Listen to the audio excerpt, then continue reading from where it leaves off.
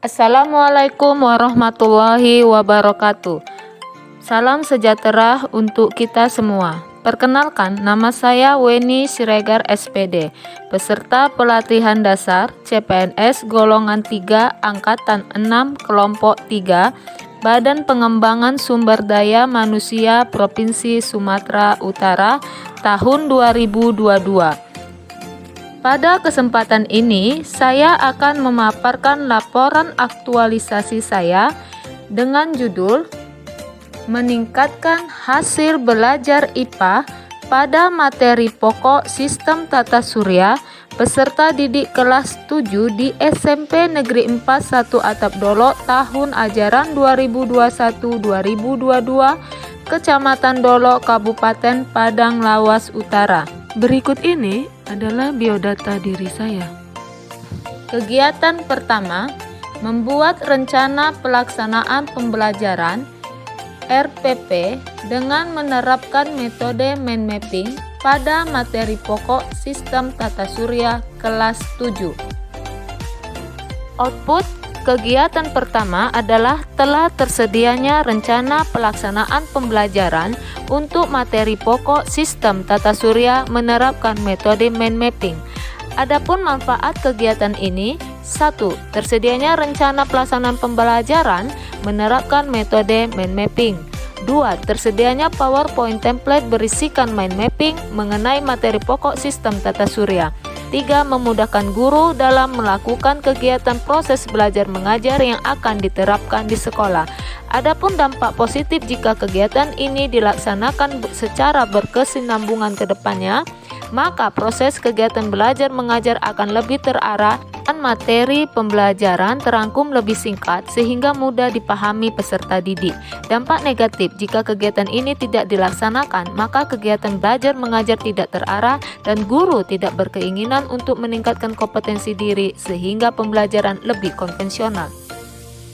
Kegiatan kedua, membuat media video pembelajaran pada materi pokok Sistem Tata Surya kelas 7. Output kegiatan kedua telah tersedianya video pembelajaran kreatif materi Sistem Tata Surya. Manfaat kegiatan ini: 1. Tersedianya video pembelajaran kreatif Sistem Tata Surya. 2. Adanya video pembelajaran, guru dapat mencapai keberhasilan yang telah dirancang sebelumnya dan materi pelajaran terangkum lebih singkat dan mudah dipahami peserta didik. 3. Peserta didik akan lebih antusias dalam menerima materi pelajaran. Dampak positif yaitu materi pelajaran terangkum lebih singkat dan mudah dipahami peserta didik. Penayangan video membuat ketertarikan peserta didik lebih meningkat. Dampak negatif, guru akan mengajar secara konvensional yang pada akhirnya ketertarikan peserta didik pada pelajaran akan berkurang dan cepat bosan saat pembelajaran berlangsung.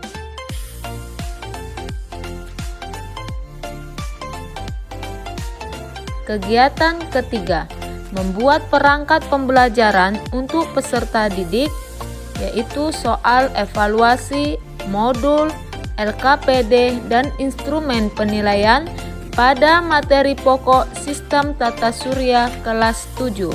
Output kegiatan ini adalah tersedianya soal evaluasi, modul, LKPD, dan instrumen penilaian materi pokok Sistem Tata Surya kelas 7. Dengan manfaatnya: 1. Dengan adanya perangkat pembelajaran untuk peserta didik, maka proses kegiatan belajar mengajar lebih terarah dan terlaksana dengan baik. 2. Tersedianya soal evaluasi untuk mengukur pengetahuan peserta didik. 3. Tersedianya modul sebagai bahan ajar mandiri peserta didik karena masih kurangnya buku pembelajaran yang tersedia. 4. Tersedianya LKPD atau lembar kegiatan peserta didik sebagai pedoman kegiatan yang harus dilakukan peserta didik selama proses belajar mengajar. 5. Tersedianya instrumen penilaian sebagai lembar observasi yang dipergunakan guru. 6. Adanya perangkat pembelajaran, guru dapat mencapai keberhasilan yang telah dirancang sebelumnya. 7. Peserta didik akan lebih antusias dalam menerima materi pelajaran. Dampak positif: yaitu mempermudah guru dalam membantu proses fasilitasi pembelajaran dan sebagai pedoman bagi guru dalam mengembangkan teknik mengajar serta memberi panduan untuk merancang perangkat pembelajaran yang lebih baik.